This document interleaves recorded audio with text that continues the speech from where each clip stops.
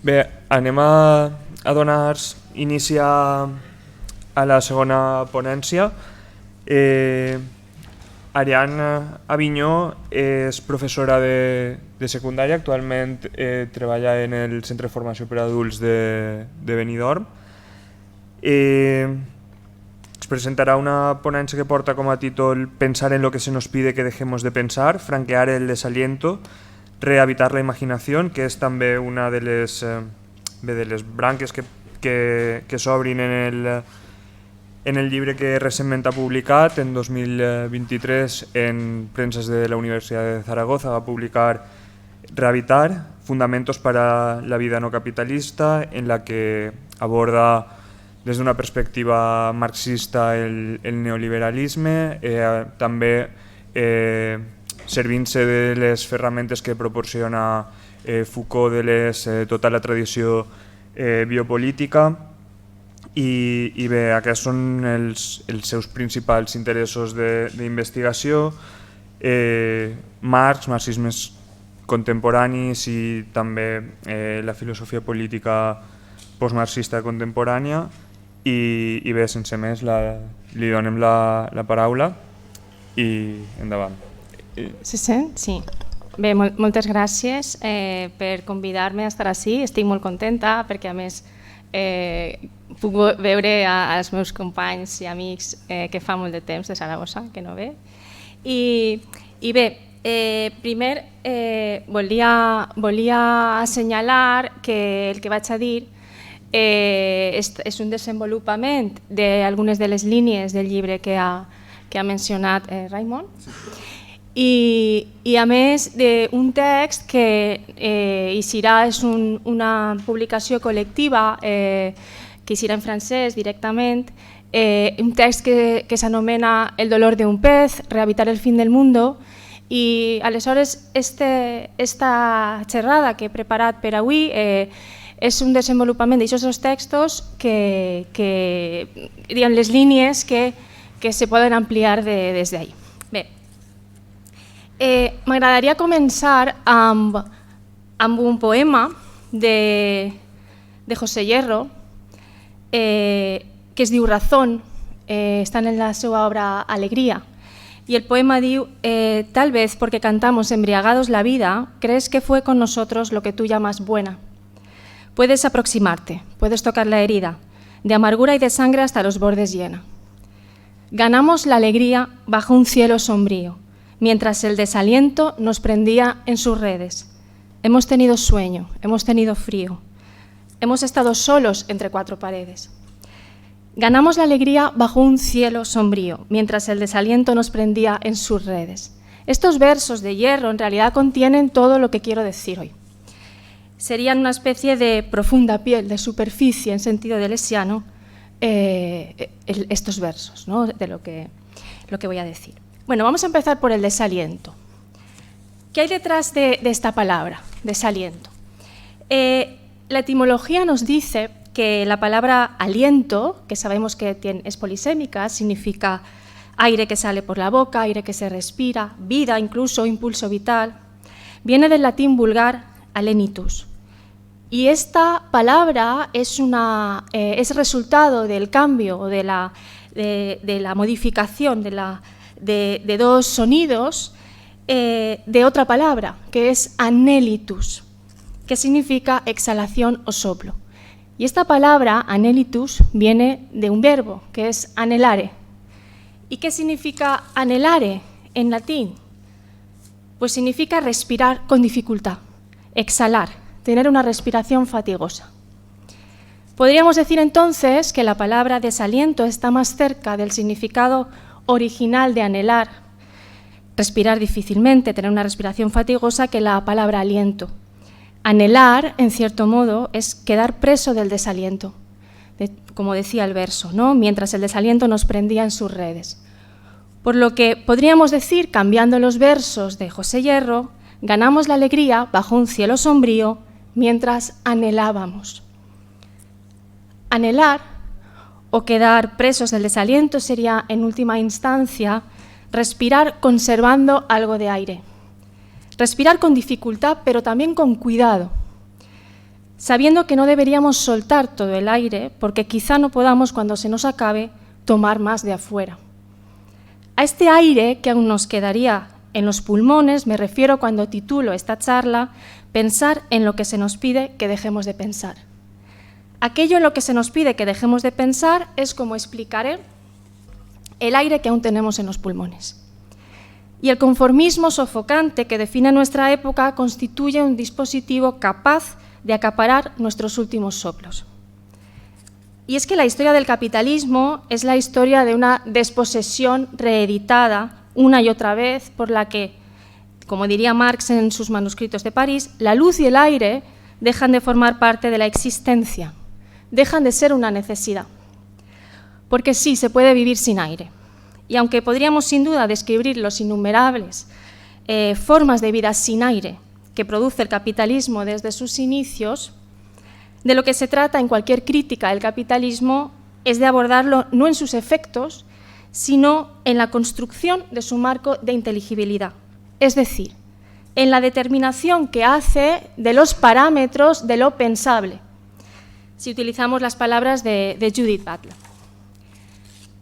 Para construir con éxito un marco de inteligibilidad, lo primero que debe ocurrir es que éste se quede cerrado al escrutinio crítico. Y esto, en palabras de Butler, significa dejar algo fuera. Y ese algo constituirá lo impensable, ¿no? Es el sentido del título de esta charla, pensar en lo que se nos pide que dejemos de pensar, es decir, pensar en lo impensado antes de que se convierta en impensable de forma irreversible, antes de que nuestros pulmones se vacíen completamente de aire, podríamos decir.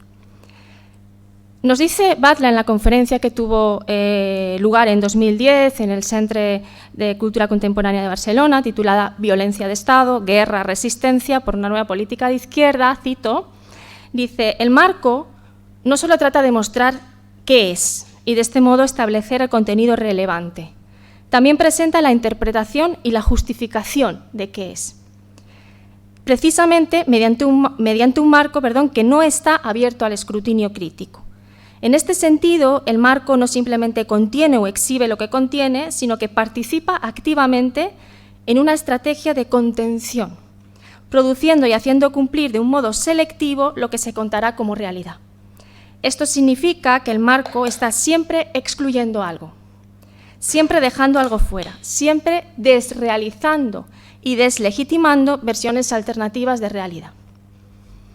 Bien, creo que podemos decir que los marcos o el marco de inteligibilidad que opera en el capitalismo contemporáneo convierte a esa misma lógica en el único contenido.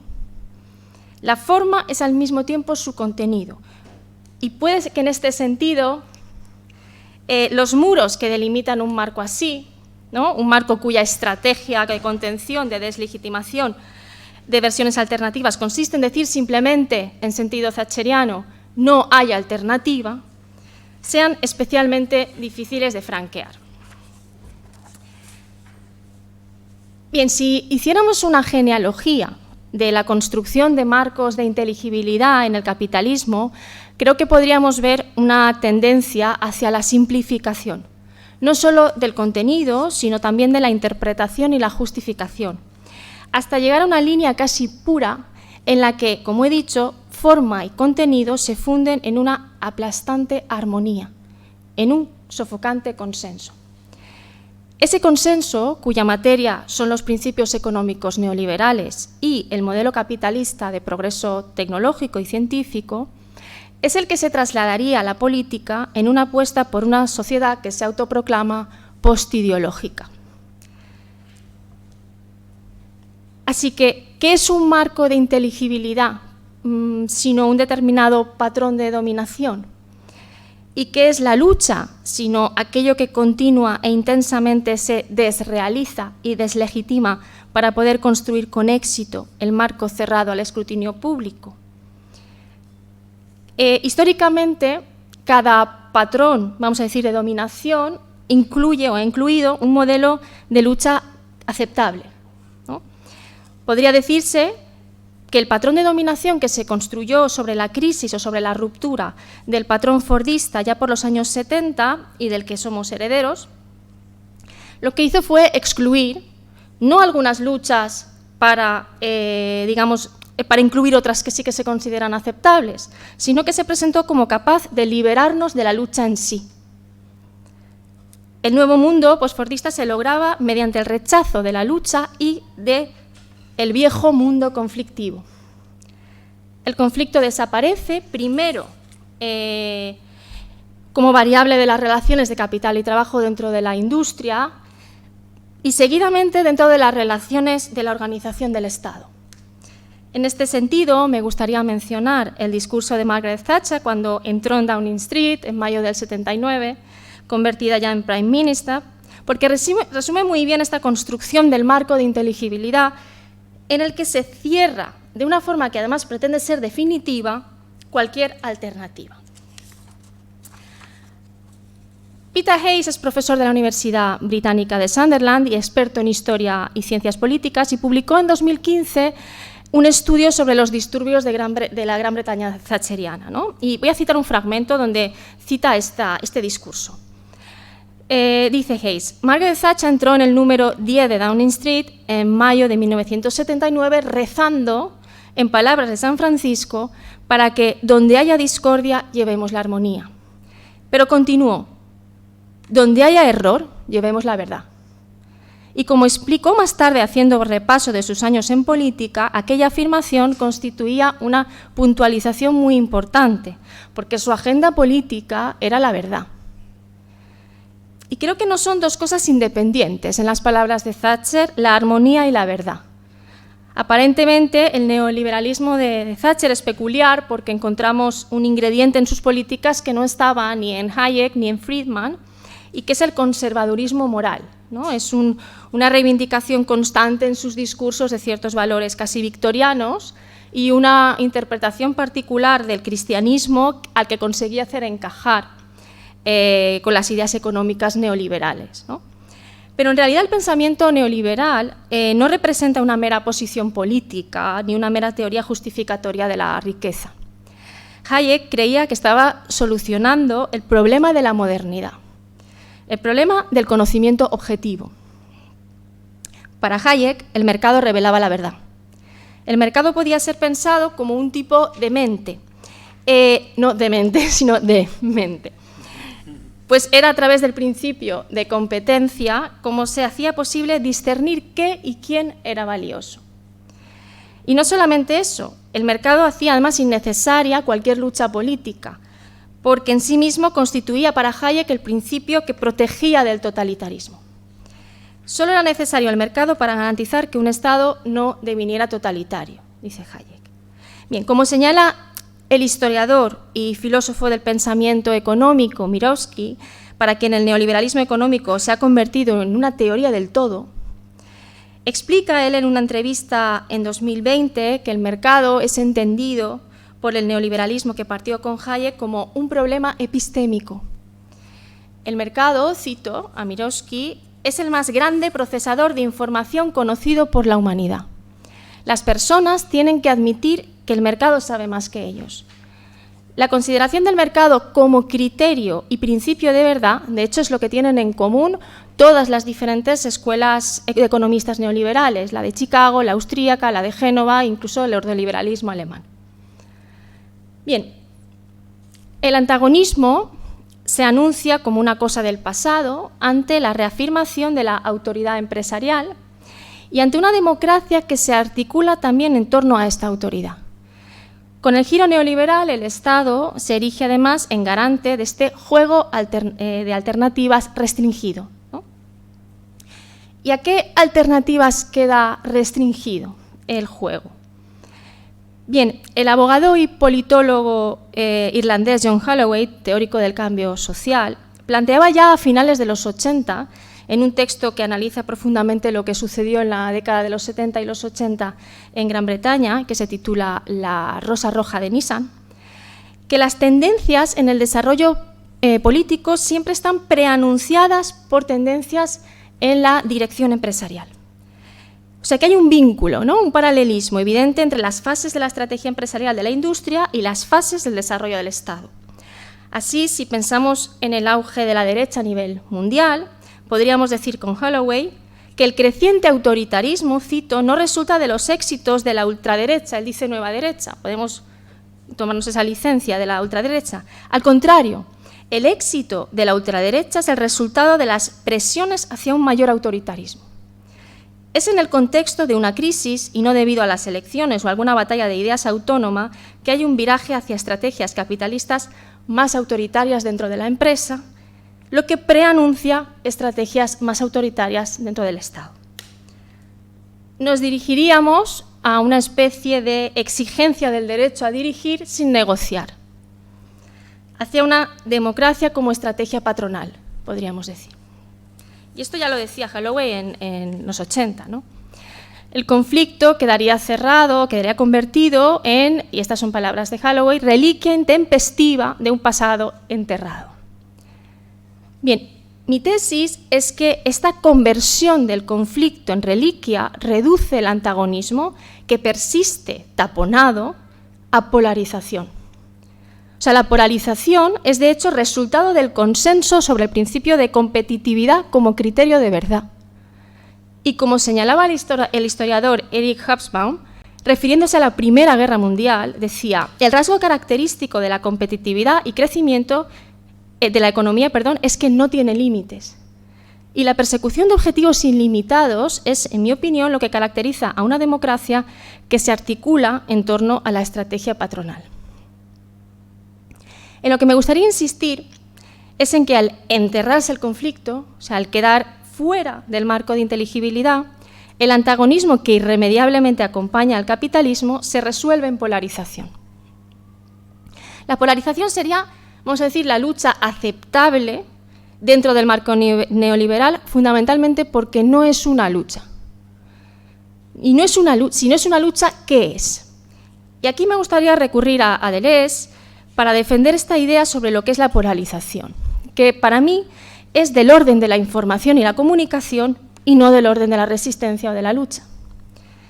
Cito a Deleuze en su conferencia El acto de creación, donde establece una muy potente definición de la información y también de la contrainformación, que me resulta valiosa para caracterizar la polarización. Dice Deleuze: la comunicación es la propagación y la transmisión de una información. ¿Y qué es una información? Una información es un conjunto de palabras de orden. Cuando se les informa, se les dice aquello que ustedes deben creer. En otros términos, informar es hacer circular una palabra de orden. Se nos comunica la información. Se nos dice aquello que es conveniente que creamos, o si no, se nos pide que nos comportemos como si lo creyéramos. Esto es la información, la comunicación, e independientemente de estas palabras de orden y de la transmisión de las palabras de orden, no hay comunicación y no hay información. Lo que nos lleva a decir, sigue Deleuze, que la información es exactamente el sistema de control. La información, digamos, es el sistema controlado de las palabras de orden que tienen lugar en una sociedad dada. Y sigue explicando lo que es la contrainformación. Dice: lo que hay que constatar es que me parece que jamás la contrainformación alcanzó para nada. Ninguna contrainformación acabó jamás con una dictadura, salvo cuando es o deviene acto de resistencia.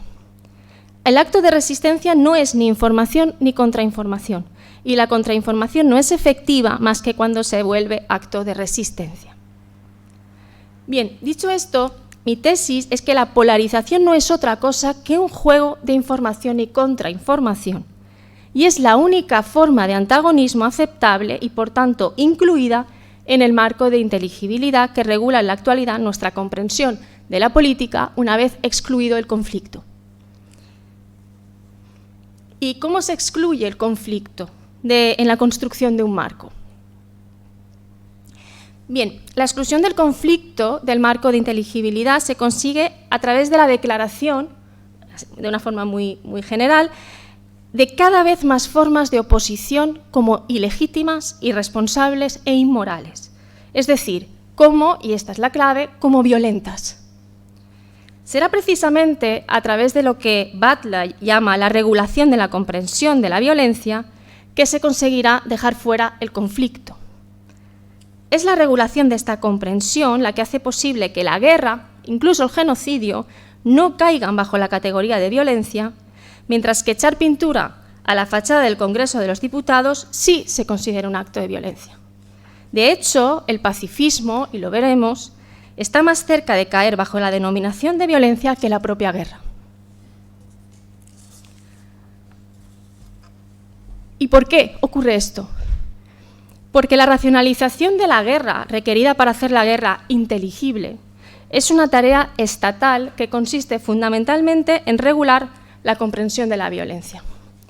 Así, si volvemos a los años 80 del siglo pasado, cuando el marco de inteligibilidad neoliberal comenzaba, podemos decir, a construirse, podemos ver cómo resultaba perfectamente compatible el rechazo al pacifismo en un contexto de esfuerzo bélico con la Guerra de las Malvinas, con la exigencia de tolerancia cero a la violencia urbana, minera o separatista.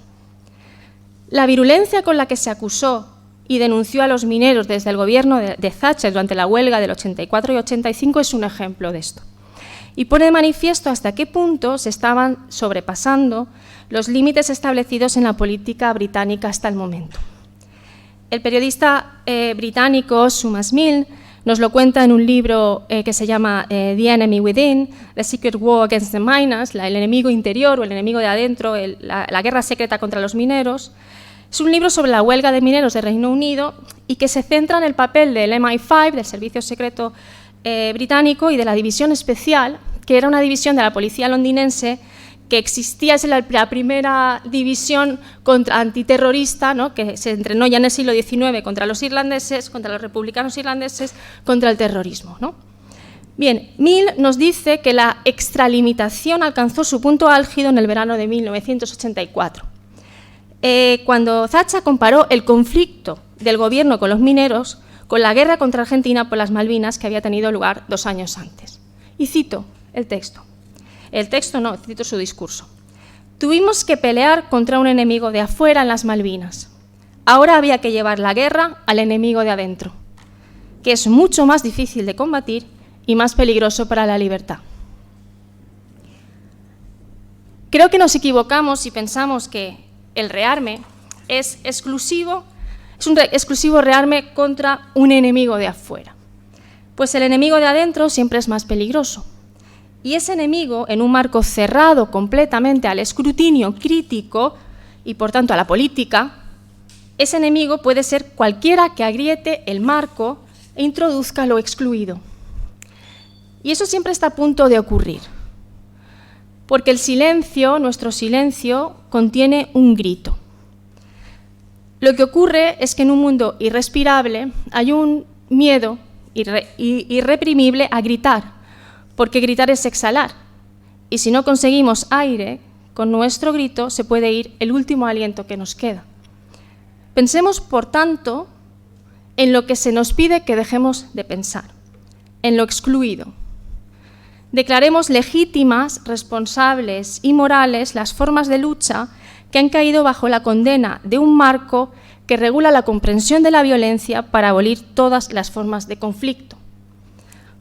Porque sabemos que la guerra se vuelve infinita cuando el enemigo que hay que destruir no es asignable, sino que apunta, en palabras de Lazzarato, a las subjetividades cualesquiera y sus devenires minoritarios, o en palabras de Deleuze y Guattari, al inasignable saboteador material y el desertor humano en las formas más diversas.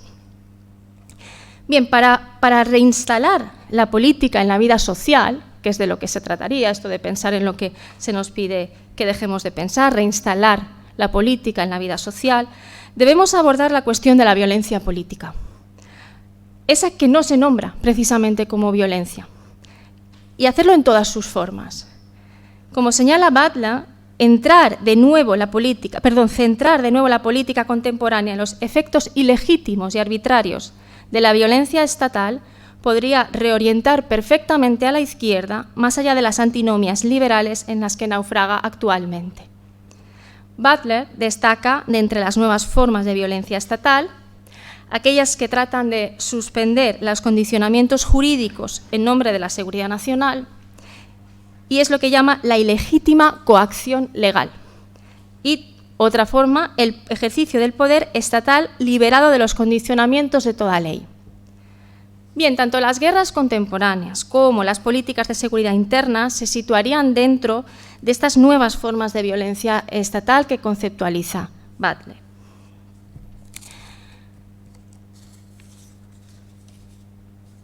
Como he dicho, entonces, pensar en lo que se nos pide que dejemos de pensar significa reinstalar, reintroducir lo excluido en el marco, abrir grietas. ¿Y qué encontramos realmente afuera cuando lo que se excluye es el conflicto? Lo que se deja fuera cuando se cierra un marco que determina los parámetros de lo pensable no es otra cosa que unas vidas. En el exterior de los muros de lo pensable, como en el exterior de los muros erigidos en las fronteras, lo que habita son las vidas reprimidas, suprimidas, impensables, sin duelo, en palabras de Judith Butler. Encontramos ni más ni menos que lo que yo llamaría el fin del mundo de otros. Y si hacemos caso de lo que dice la poeta Hibakusha Kurihara Sadako, al contemplar el fin del mundo de otros, lo que estamos contemplando no sería otra cosa que nuestro propio destino. En el poema titulado La entrada al futuro, en el que nos habla del Museo Conmemorativo de la Paz de Hiroshima, Kurihara Sadako nos dice lo siguiente. Dice, aquí está la entrada al futuro, un cementerio humano. De todas partes del mundo, la gente viene de visita casual, con una cámara colgada sobre el pecho. Lo cierto es que vienen a presenciar su propio destino.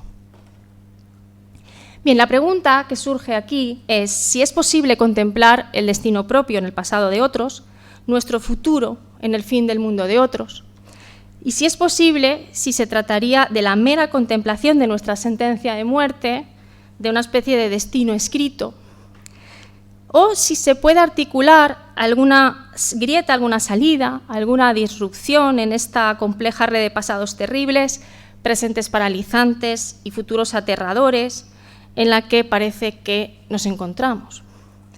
Bien, no deberíamos cambiar el eslogan de otro mundo es posible por una rotunda afirmación, una violenta y firme declaración del tipo este mundo otro es posible. Porque el futuro, en tanto que colonización interminable, no nos pertenece. El campo de batalla es otro. Y si hoy por hoy el futuro no nos pertenece, ¿a quién o a quiénes pertenece? Bien, voy a dar dos ejemplos, ¿vale? El futuro pertenece, por ejemplo, a individuos como el comandante de la unidad 8200 de Israel, Yossi Sariel, con la frase "the end or in fact just the beginning of the future", el final o, de hecho, solo el principio del futuro, concluía Sariel su libro The Human Machine Team, el equipo hombre-máquina, que se autopublicó bajo un seudónimo en 2021 en Amazon. En este libro, Yossi Sariel, que es una persona que ocupa uno de los roles más sensibles en el ejército y que lidera una de las agencias de vigilancia más poderosas del mundo, diseñaba un plan para los sistemas avanzados impulsados por inteligencia artificial de las Fuerzas Armadas de Israel. La relevancia de lo expuesto en este libro radica en que las fuerzas de defensa de Israel han adoptado completamente en su genocidio de Gaza la visión del futuro expuesta por Sariel. La visión del futuro expuesta por Sariel. De hecho, como reveló The Guardian en un artículo publicado en abril de 2024, Sariel consideraba que sus ideas sobre el uso de aprendizaje automático para transformar la guerra moderna debían convertirse en mainstream. Decía, solo tenemos que sacarlas de la periferia y llevarlas al centro del escenario. Bien, de hecho, en una parte del libro inaugura un concepto, el concepto de Targets Machine, máquina de objetivos impulsada por la IA, que guarda una enorme similitud con los llamados sistemas de recomendación de objetivos en los que se sabe que han confiado y confían las fuerzas de defensa de Israel en sus bombardeos de Gaza, desplegando múltiples sistemas de apoyo casi a tiempo real, además desarrollados y perfeccionados casi a tiempo real por la unidad, como decía, 8200, precisamente bajo la dirección de Sariel. Bien, entre ellos se encuentra el renombrado Gospel y la banda. Son dos sistemas de recomendación de objetivos que han sido revelados ya en varios informes, que se conocen, y que según fuentes internas, por ejemplo, en el caso de Gospel, esto lo dicen quienes han participado desde el interior, permite poner en marcha, cito, una fábrica de asesinatos masivos donde lo importante es la cantidad y no la calidad. Y el futuro también pertenece, por ejemplo, a los miembros de la Comisión Europea que han decidido que durante los próximos 5 años los países europeos deberán supeditar su acción y sus decisiones políticas a turboalimentar la capacidad industrial de defensa. Que la paz no cabe en el futuro más que para los ingenuos. Y para los ingenuos, que además de ingenuos debemos ser tontos, la Comisión ha cedido en cuanto a los términos que definen su política y apostará por dejar de hablar de rearme y optará por una nueva palabra. Y es que parece que hay sensibilidades en algunos Estados miembros que obligan a ello. Estados en los que no está cerrado del todo el marco al escrutinio crítico, en los que no está bien conseguida la alineación de la sociedad con el esfuerzo bélico. Porque militarizar las subjetividades en una sociedad heterogénea que recibe las narrativas que configuran el marco de inteligibilidad desde lugares muy diversos, es una tarea realmente compleja. La guerra, en su inicio y su continuación, debe ir precedida de una preparación y una estructuración de la comprensión pública acerca de lo que es, y es aquí donde operan tipos implícitos de censura y de contención de narrativas alternativas. En una sociedad liberada del conflicto, todo se soluciona con comunicación, con una comunicación efectiva y pedagógica. Y sé que cambiar el lenguaje bélico por un lenguaje empresarial y securitario se hace. Pero por desgracia para el belicismo hay una responsabilidad compartida en hacer la guerra.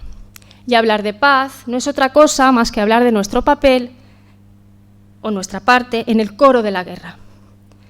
Hablar de paz requiere, si no inventar un lenguaje nuevo, sí rehabilitar el lenguaje, pulir su aspereza, desechar el exceso de palabras, también darle lugar al silencio. En un poema titulado La segunda habitación, en referencia al lugar donde se guardaban en Tokio, sin identificar, los huesos de las mujeres coreanas que habían sido llevadas para servir sexualmente a los soldados japoneses y que fueron víctimas también de la bomba atómica, la poeta Ishikawa Itsuko escribe sobre su contemplación de esos huesos y dice: la tragedia de la lógica sacrificial del capitalismo, y dice, por más que escucho, no puedo oír tu nombre, aunque puedo oír fragmentos de tu voz mezclados con el viento. ¿Quién eras? ¿Cómo te llamabas? La lógica del capitalismo y de sus guerras es que, digamos, también no podemos obviar que formamos parte o constituimos el espacio salvado o salvable, ¿no? La otra cara, el otro lado, el de quienes sus nombres sí que son conocidos. Y eso nos obliga a forjar un lenguaje. Como decía la poeta Hibakusha Kurihara Sadako, un lenguaje para los muertos. En su poema, que comienza así, forjemos un lenguaje para los muertos de agosto, en referencia a los muertos de los bombardeos, nos decía lo siguiente: que hablen los muertos. Muertos, seguro que podéis ver mejor nuestras vidas desde vuestro lado. Este verso, seguro que podéis ver nuestras vidas mejor desde vuestro lado, es la clave de lo que considero que es, en última instancia, la imaginación política. ¿En qué consiste la imaginación política, ¿no? De hecho, y voy concluyendo, la imaginación política, como dice Dagdo en su libro sobre Chile, puede entenderse como la entienden las feministas chilenas, como un ejercicio de memoria del futuro, ¿no? Y así, pues, de paso se aleja de dos tentaciones, la de restaurar un pasado idealizado y la de reproducir las políticas progresistas de siempre, ¿no? Yo creo que la imaginación política requiere la difícil tarea de rehabitar el tiempo, pues no solo el futuro estaría por decidir, sino también el pasado. O mejor dicho, La posibilidad de decidir algo sobre el futuro, en proceso constante, como he dicho ya, de colonización, depende de que podamos decidir el pasado. Y para eso necesitamos imaginar lo que dicen de nosotros desde su lado los muertos. Muchas gracias.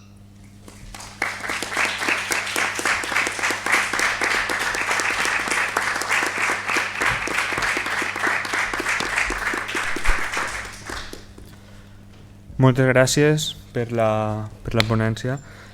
Obrim ara un breu torn de preguntes també. Si algú té alguna pregunta...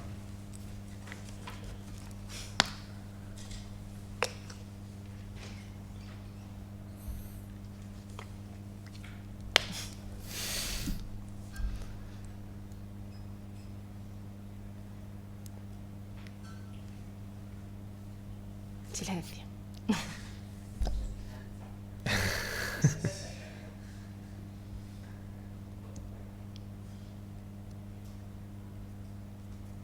Bé, no sé... Doncs si voleu fem un paró, si voleu fer algun cafè, el que siga, i tornem en... A quina hora estava establerta la... Bé, doncs si voleu això, 10-15 minuts i reprenem. Sí, perquè això acaba a menys 20, no? Sí. Bé, doncs, de nou, moltes gràcies per la ponència i seguim ara després amb Juanma.